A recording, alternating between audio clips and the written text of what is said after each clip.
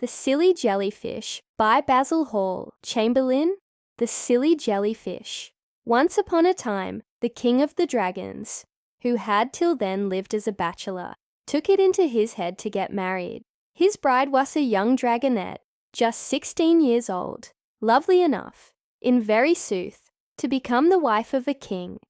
Great were the rejoicings on the occasion. The fishes, both great and small, came to pay their respects and offer gifts to the newly wedded pair, and for some days all was feasting and merriment. But alas, even dragons have their trials. Before a month had passed, the young dragon queen fell ill. The doctors dosed her with every medicine that was known to them, but all to no purpose. At last, they shook their heads, declaring that there was nothing more to be done. The illness must take its course, and she would probably die. But the sick queen said to her husband, "I know of something that will cure me. Only fetch me a live monkey's liver to eat, and I shall get well at once." "A live monkey's liver!" exclaimed the king. "What are you thinking of, my dear? Why, you forget that we dragons live in the sea, while monkeys live far away from here, among hay forest trees on land. A monkey's liver! Why, darling, you must be mad." Hereupon the young dragon queen burst into tears. "I only ask you for one small thing," whimpered she, "and you won't get it for me. I always thought you didn't really love me. Oh, I wish I had stayed at home with my own and my own papa, yeah. Here her voice choked with sobs, and she could say no more. Well, of course the Dragon King did not like to have it thought that it was unkind to his beautiful young wife.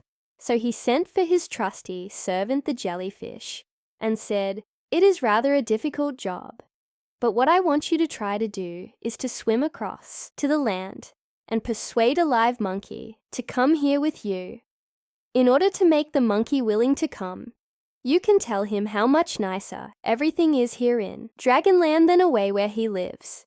But what I really want him for is to cut out his liver and use it as medicine for your young mistress, who, as you know, is dangerously ill." So the jellyfish went off on his strange errand. In those days, he was just like any other fish, with eyes and fins and a tail. He even had little feet, which made him able to walk on the land as well as to swim in the water. It did not take him many hours to swim across to the country where the monkeys lived, and fortunately, there just happened to be a fine monkey skipping about among the branches of the trees near the place where the jellyfish landed. So the jellyfish said, "Mr. Monkey, I have come to tell you of a country far more beautiful than this. It lies beyond the waves and is called Dragonland. There is pleasant weather there all the year round. There is always plenty of ripe fruit on the trees, and there are none of those mischievous creatures called men. If you will come with me, I will take you there. Just get on my back." The monkey thought it would be fun to see a new country, so he leapt onto the jellyfish's back, and off they started across the water. But when they had gone about halfway, he began to fear that perhaps there might be some hidden danger. It seemed so odd to be fetched suddenly in that way by a stranger. So he said to the jellyfish, "What made you think of coming for me?"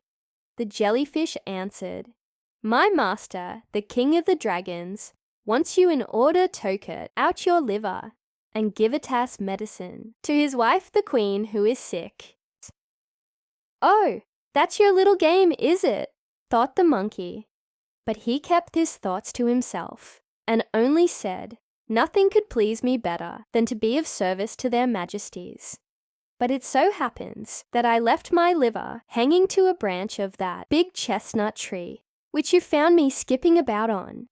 A liver is a thing that weighs a good deal, so I generally take it out and play about without it during the daytime. We must go back for it." The jellyfish agreed that there was nothing else to be done under the circumstances. For silly creature that he was, he did not see that the monkey was telling a story in order to avoid getting killed, and having his liver used as medicine for the fanciful young dragon queen. When they reached the shore of Monkeyland again, the monkey bounded off the jellyfish's back and up to the topmost branch of the chestnut tree in less than no time. Then he said, "I do not see my liver here. Perhaps somebody has taken it away, but I will look for it. You, meantime, had better go back and tell your master what has happened. He might be anxious about you if you did not get home before dark." So the jellyfish started off a second time, and when he got home, he told the Dragon King everything just as it had happened. But the king flew into a passion with him for his stupidity and hallooed to his officers, saying, "Away with this fellow, take him, and beat him to a jelly. Don't let a single bone remain unbroken in his body." So the officers seized him and beat him, as the king had commanded. That is the reason why, to this very day, jellyfishes have no bones, but are just nothing more than a mass of pulp. As for the Dragon Queen, when she found she could not have the monkey's liver, why, she made up her mind that the only thing to do was to get well without it.